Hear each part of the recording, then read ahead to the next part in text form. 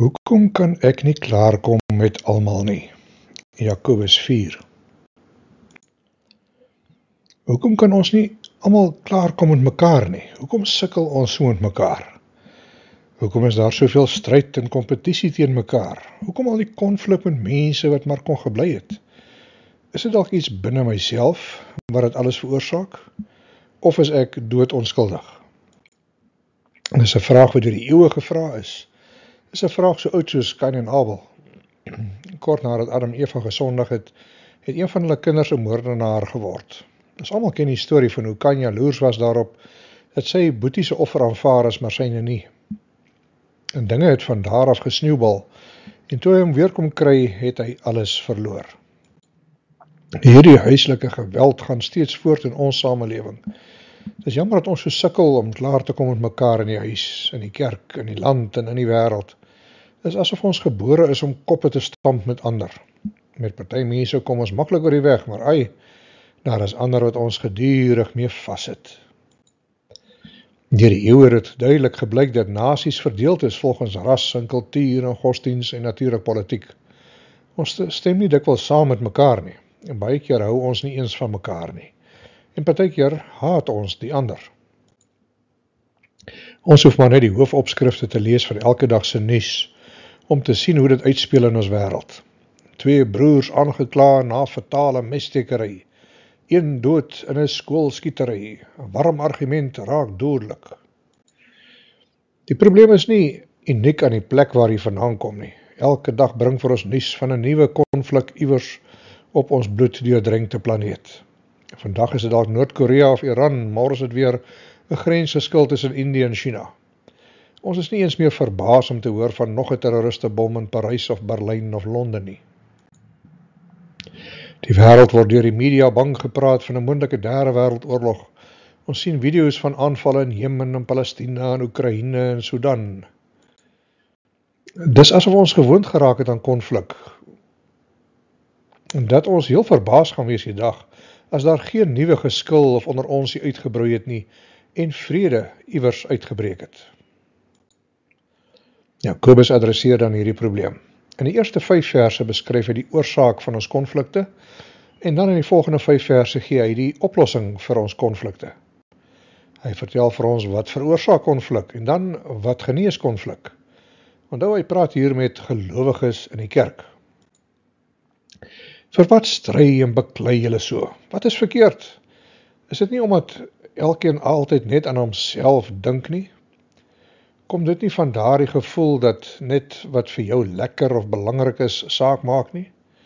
Dit is maar hoe ons as mense is. Waar kom die stryd vandaan? Waar kom die rusies onder julle vandaan? Kom dit nie van julle selfsugtige begeertes wat gedurig binne in julle woed nie? Het voel of daar oral kruitvate is wat net wag vir vonkies om te ontplof. Ons verwag 'n volgende oorlog, vandag of môre. Dis asof daar geen einde aan konflikte is nie. Maar dis net een deel van die probleem. Nader aan ons huis hoor ons van gewelddadige misdaad, mense wat aangeval is, skietery op karre of skole, kindermishandeling, huwelikskonflik, wetteloosheid in die strate. Dit voel of ons nasie se bloeddruk opgegaan het die laaste jaar, met geen teken dat dit ooit weer sal afkom nie. Hobbes die tier vra, "How come we play war and not peace?" Calvin antwoord, "Too few role models. I'll be the fearless American defender of liberty and democracy, and you can be the loathsome, godless communist oppressor. We're at war, so if you get hit with a dart, you're dead, and the other side wins. Okay? Gotcha. Go, wap wap, skiet hulle op mekaar." Na so 'n bietjie nabetragting kom Calvin tot die slotsom. Kind of a stupid game, isn't it? 2 engele is besig om die erf skoon te maak toe die duiwel sy dooie blare oor die heining blaas. "Normally I'd be confident we could resolve this conflict," sê die een vir die ander een. Voeg daarby die realiteit van konflik binne 'n Christengemeenskap. Te veel keer volg ons die model van die wêreld binne die liggaam van Christus. As die wêreld ons dophou en sien hoe gelowiges mekaar byt en sleg sê en vir en weer op Facebook en Twitter en X, is dit geen wonder dat hulle nie deel wil raak van ons Christendom nie. Warren Wiersbe het opgemerk, spiritual maturity is one of the greatest needs of churches today. Too many churches are playpens for babies instead of workshops for adults. Die stuurvegter en sy bil probeer hulle geskille uitsorteer. Your workplace relationship throws up a number of red flags, is die raadgewer se waarneming. So waar kom al die gesukkel met mekaar en die konflik vandaan? Dis asof ons soos paddas en plat annas of soos kat en hond met mekaar beklei. Jakobus wil hê ons moet dink aan 3 verskillende konflikte wat gelyktydig aan die gang is. Die eerste geveg is die geveg aan die binnekant. Die tweede geveg is die oorlog aan die buitekant en die laaste finale een is die geveg daarbo. Eerstens die innerlike konflik. Jakobus begin hier die bron van alle konflik uit te wys. Hoekom is ons so ongelukkig? Hoekom veg ons so met ander? Hoekom beland ons gedurig in die moeilikheid? Die antwoord is nie daar buite nie, maar eerder hier binne in die hart. Daar waar besluite van die lewe gemaak word. Om het eenvoudig te stel, ons mors op aan die binnekant, omdat ons binnekant in 'n gemors is. Die probleem is nie daar buite met 'n persoon nie, maar aan die binnekant, hier diep in my eie hart waar die oorlog begin. Waar vandaan kom oorlog en vegterye onder julle? Kom hulle nie hier vandaan van julle welliste wat in julle lede stryd voer nie? Sê die ou vertaling. Die woord welliste kom van die Griekse woord hedone, wat ons vertaal met hedonisme, die najaag van plesier ten alle koste. Dis om te lewe net vir plesier. Ons wil hê wat ons wil hê, wanneer ons dit wil hê, en ons sal nie gelukkig wees totdat ons gekry het wat ons wou hê nie. Hierdie welliste is in konflik binne in ons. Dit maak dat ons gedurig misluk en ongelukkig is. Dit kan 'n begeerte na meer geld wees, of 'n nuwe huis, of 'n nuwe lewensmaat, of 'n ongeoorloofde verhouding. Dit kan 'n behoefte wees om ander te domineer. So gaan ons aan die geveg om te kry wat ons graag wil hê. Many men think he is buying pleasure when he is selling himself to it, was Benjamin Franklin se waarneming. Fighting for everything made fighting for the things that actually mattered get lost in the noise and lose their significance. Hedonism says that the chief end of man is the gratification of self, of your own lusts, and not the glorification of God. It's the playboy philosophy. If it feels good, do it. Maar as Christene is ons veronderstel om ons hoogste plesier en vervulling in God te soek, nie in 'n liefde en vriendskap met die wêreld nie. As iemand 'n Christen word, maak hy juist die keuse om sy sondige begeertes op sy te skuif en eerder te leef vir God se eer, om God groot te maak en God te soek. Die plan van die lewe is nie om agter wêreldse plesier aan te hardloop nie, maar om God te ken en te volg, wat die grootste vervulling van alles is. Die Westminster Catechismus stel dit so. The chief end of man is to glorify God and to glorify Him forever. Om God te verheerlik is ons mikpunt. David beamoed dit in die Psalms. Psalm 37. Wees elke oomblik bly as jy die Here ken. Hy sal sorg dat jy kry wat jy wil hê. Stel jou lewe elke dag in die Here se hand. Vertrou op hom, hy sal vir jou sorg. Die engel sê, make God the utmost delight and pleasure of your life, and He will provide for you what you desire the most. Give God the right to direct your life, and as you trust Him along the way, you'll find He pulled it off perfectly. Daar's 'n vreugde om Jesus te ken, maar die vreugde is die byproduk van jou soeke om God te ken. Vreugde en plesier behoort nie van buite af te kom nie. As jy wêreldse plesier soek, sal jy nooit bevredig word nie. As jy God soek, sal jy diepe bevrediging ervaar. As jy nie vind wat jy soek nie, is jy besig om die verkeerde ding te soek.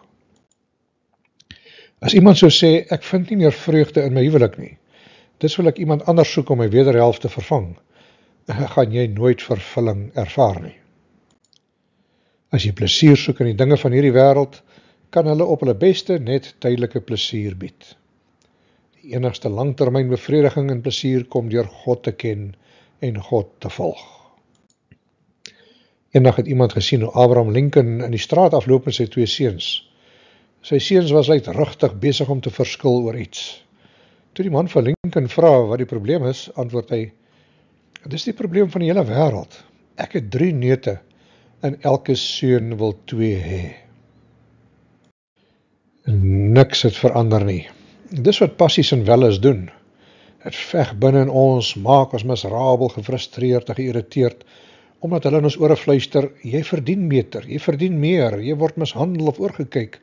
Hou op om nice te wees met mense en veg vir wat jy wil hê." Daardie innerlike stemme kan baie aanloklik wees, want hulle praat met ons in ons oomblikke van swakheid, wanneer ons moeg is, of alleen is, of oorweldig is, of jammer voel vir onsself.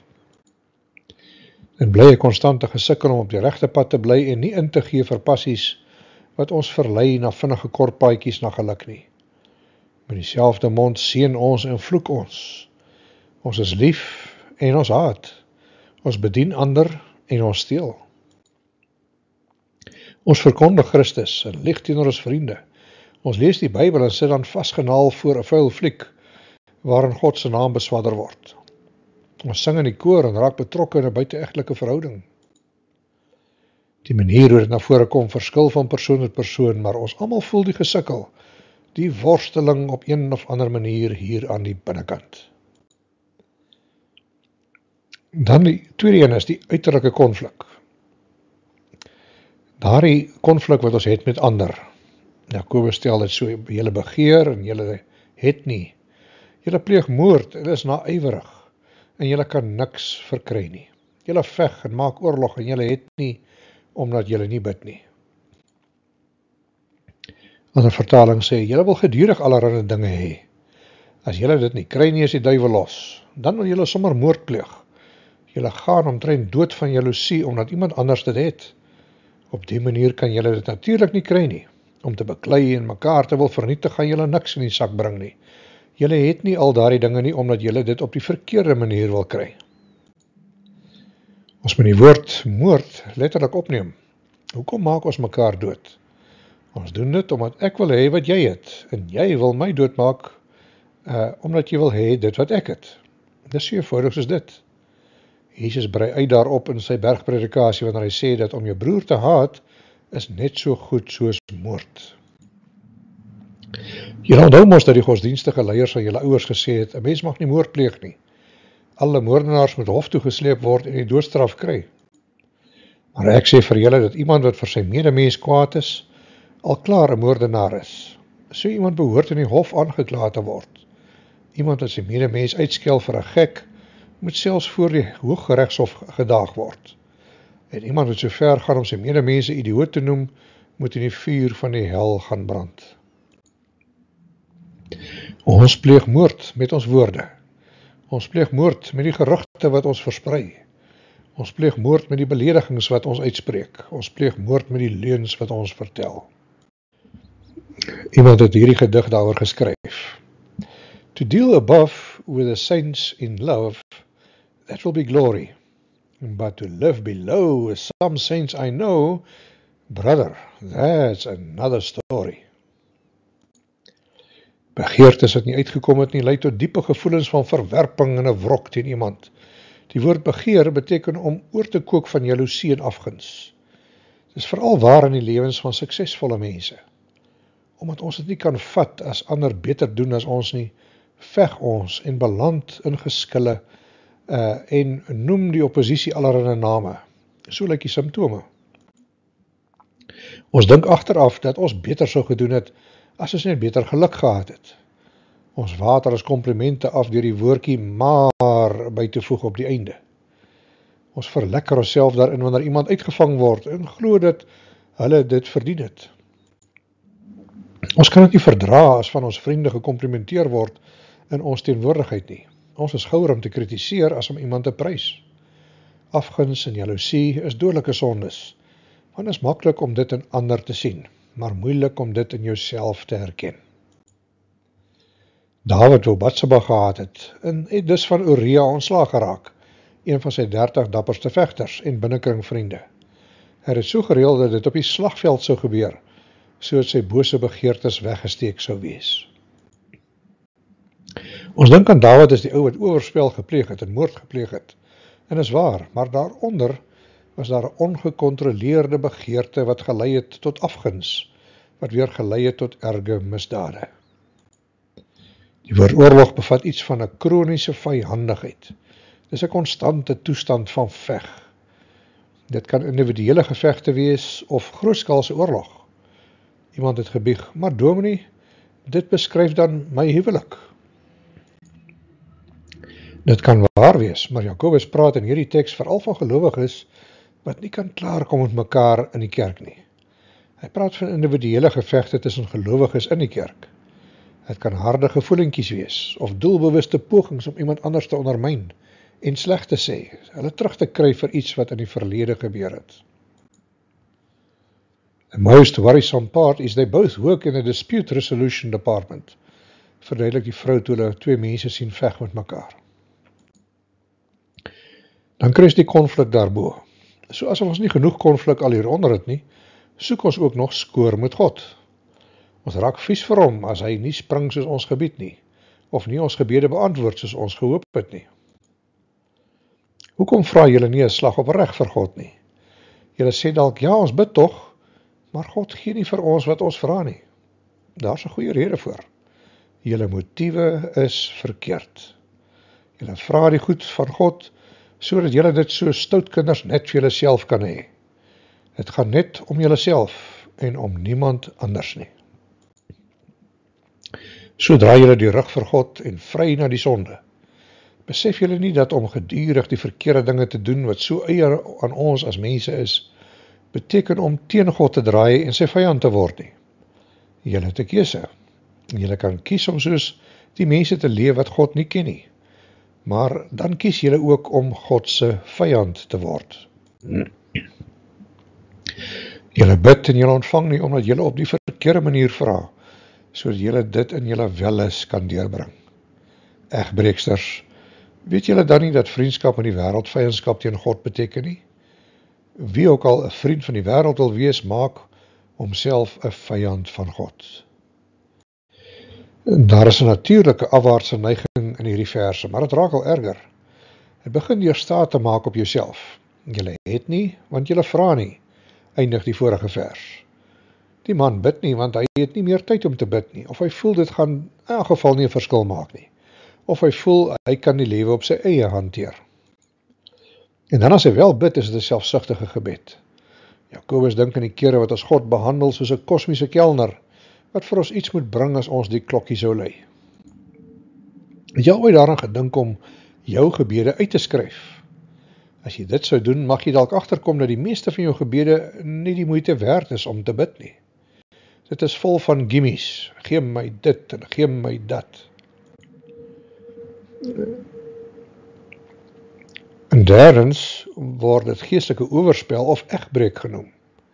Jy mag dalk dink dat Jakobus nou 'n bietjie te ekstreem raak, maar dis wat die teks sê, julle egbrekers. Maar dis nie presies wat die Griekse teks sê nie, dis 'n vroulike naamwoord wat vertaal word met egbreeksters. Die Joodse lesers in die eerste eeu sou hierdie woord onmiddellik herken vanuit die Ou Testament. God het gedurig sy ontroue volk se afgoderry vergelyk met 'n vrou wat egbreek pleeg en aanhardloop agter heidense mans. Rigters gebruik baie sterk taal as die nasie van Israel beskryf word. Ook na hulle rigters het hulle nie geluister nie, want hulle het agter ander gode aan gehoreer en voor hulle in aanbidding gebuig. Hulle het gou afgewyk van die pad wat hulle voorouers gevolg het, in gehoorsaamheid aan die Here se gebooie. Hulle het nie so opgetree nie. Dis maklik om te sien wat geestelike egbrekery doen, as daar gepraat word van Israel wat agter die gode van die Kanaaniete aangehardloop het. Ons almal stem saam dat dit geestelike oorspel is, as jy beloof om getrou te wees aan God, maar dan agteraf vir Baal begin aanbid. Maar dis nie presies soos in die Ou Testament gebeur het nie. Die kinders van Israel het gehoreer agter ander gode, deur daardie gode by te tel by die een ware God van die Bybel.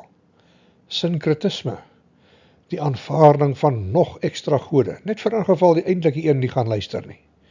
So het hulle Jahwe aanbid, maar ook pale opgerig vir Asherah. Hulle het die God van die Bybel aanbid, maar ook hoogtes gebou ter ere van Molech en Baal. En dis hoe die eintlike geestelike oorspel van die Ou Testament gelyk het. Dit was verwarrend, want die mense sê, dis nie ek nie, ons is nie betrokke in oorspel nie, ons aanbid ons nog steeds vir u, o God. Hulle kon self sê, u is ons nommer 1 God, ons hang maar net vir Baal aan, so hier op die kantlyn. Dis soos 'n vrou het vir haar man sê, ja, ek slaap ook saam met ander mans, maar jy sal altyd my nommer 1 bly.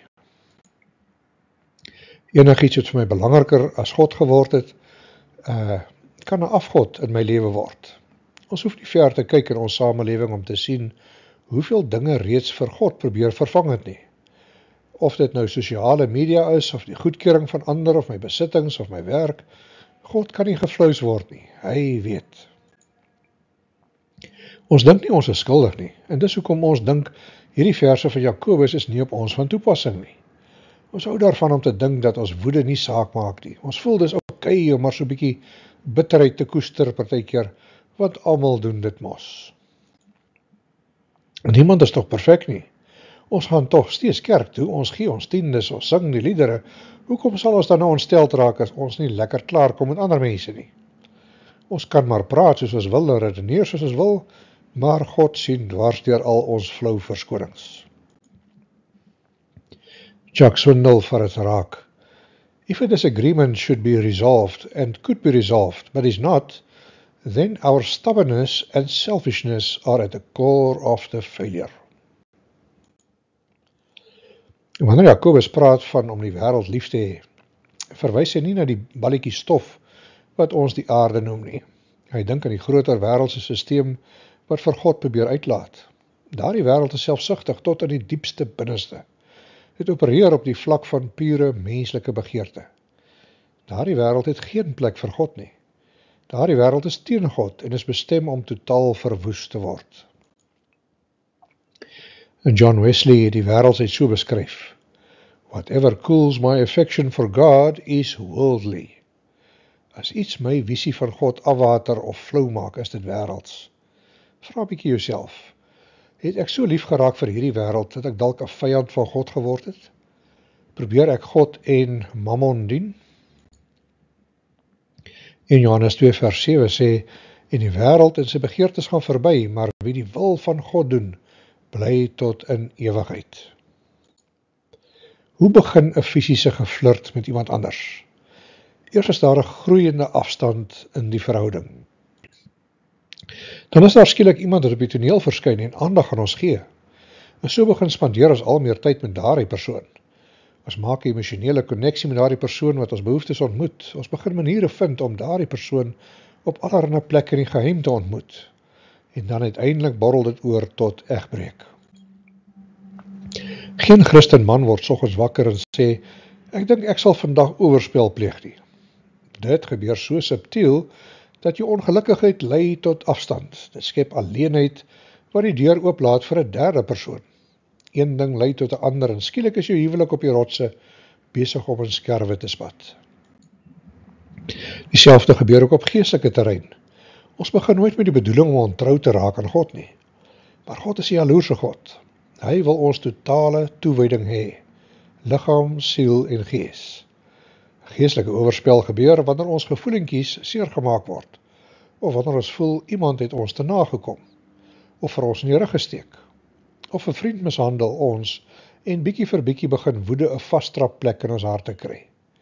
Met dit as basis kan die duiwel nou aanval wanneer hy wil, vanuit enige rigting wat hy wil.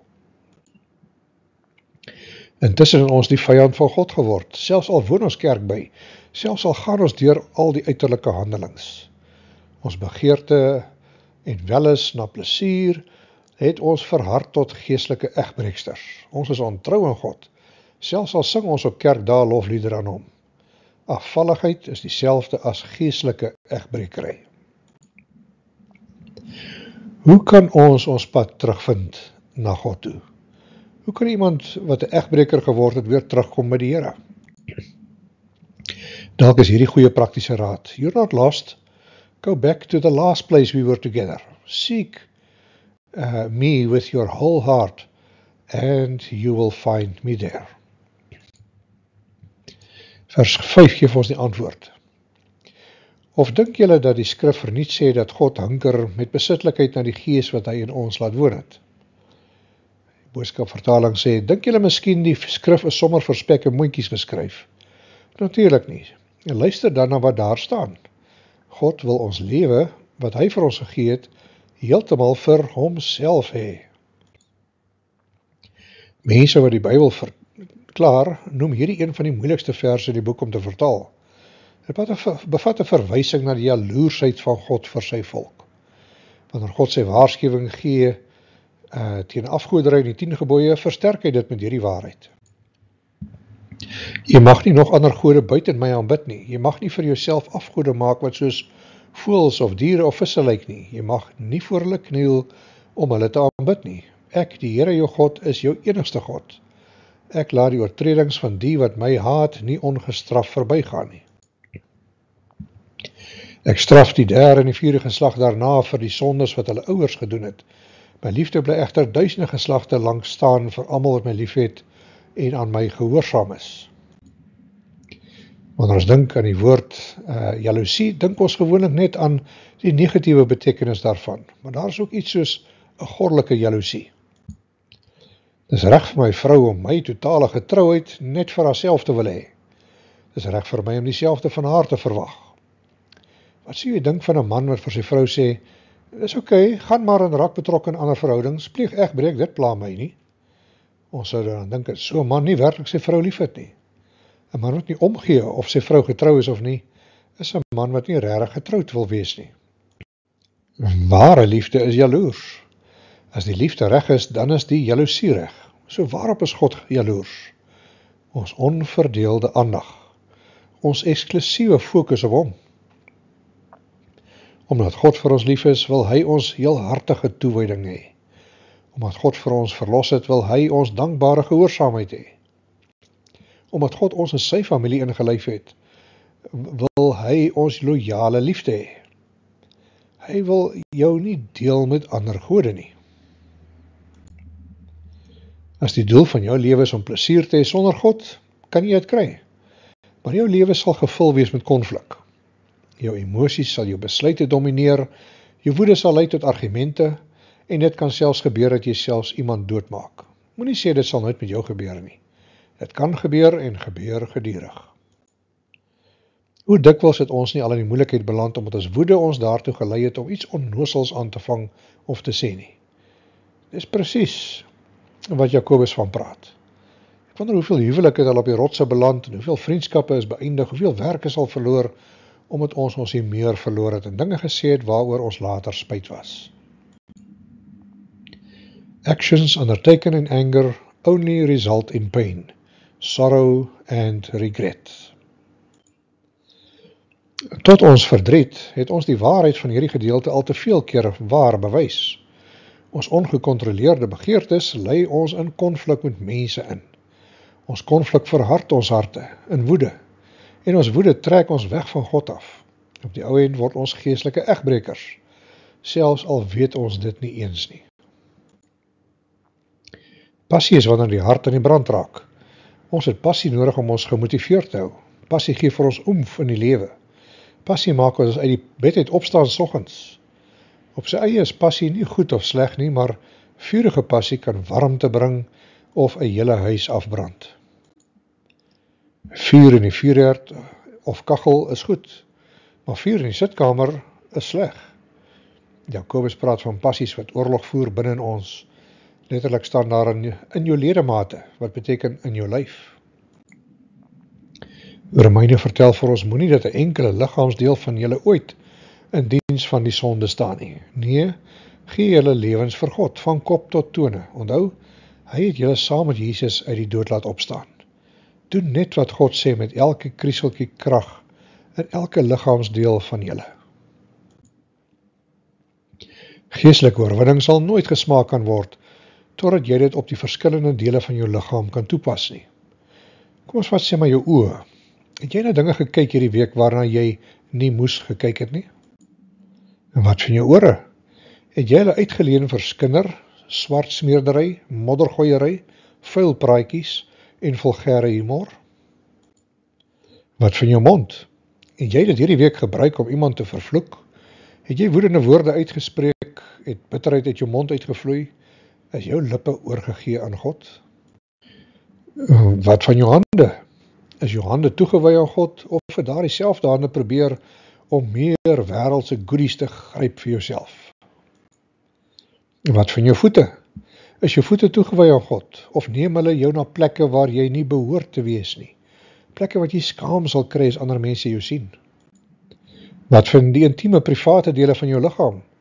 Is daardie dele ook toegewy aan God, of gebruik jy dit vir bose dinge?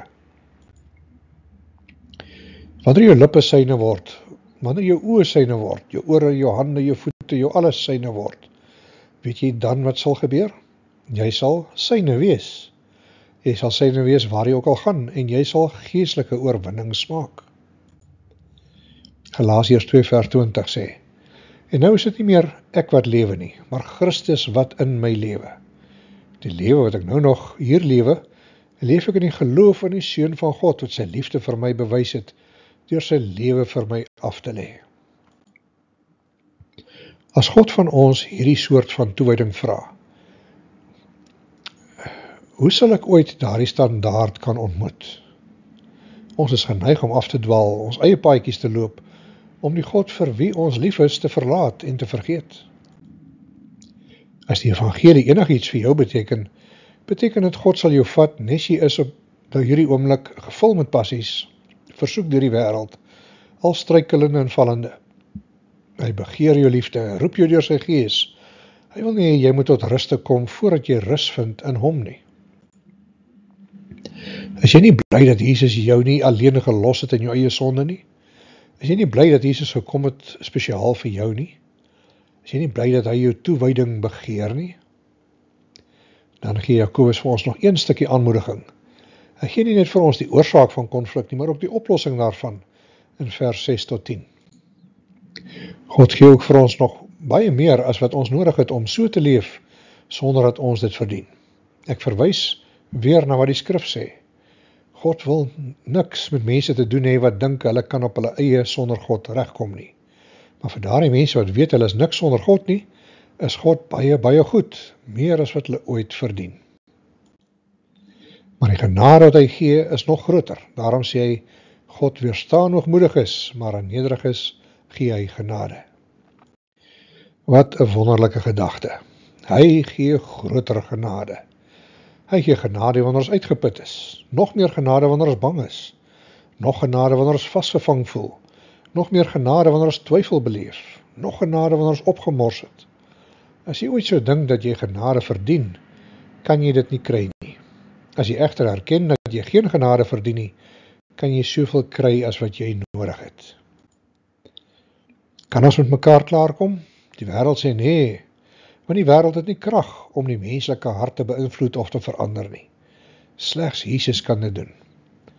Christene behoort die pad te wys na vrede in ons gebroke wêreld. Maar ons kan dit nie doen totdat ons ons eie wêreldsheid bely en laat staan dit nie. As dit sou gebeur het, word die gebed van Sint Francis van Assisi vervul. Where there is hatred, let me sow love.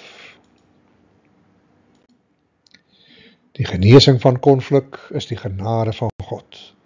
Volgende week gaan ons kyk na die 5 oplossings wat God vir ons gee, hoe om konflikte mee op te los. Dis nie maar net opsies of suggesties nie, maar opdragte. Party kom selfs met beloftes daarin gekoppel. En nee, dit het niks te doen met 'n baseball bat nie. Here, doen wat ook al nodig is om my passies in volle toewyding te bring aan U. Stuur U Gees om my van binne af skoon te maak. Trek die wortel van liefde vir die wêreld uit en vervang dit met 'n passievolle vars liefde vir Jesus. Ek vra dit in Jesus se naam. Amen.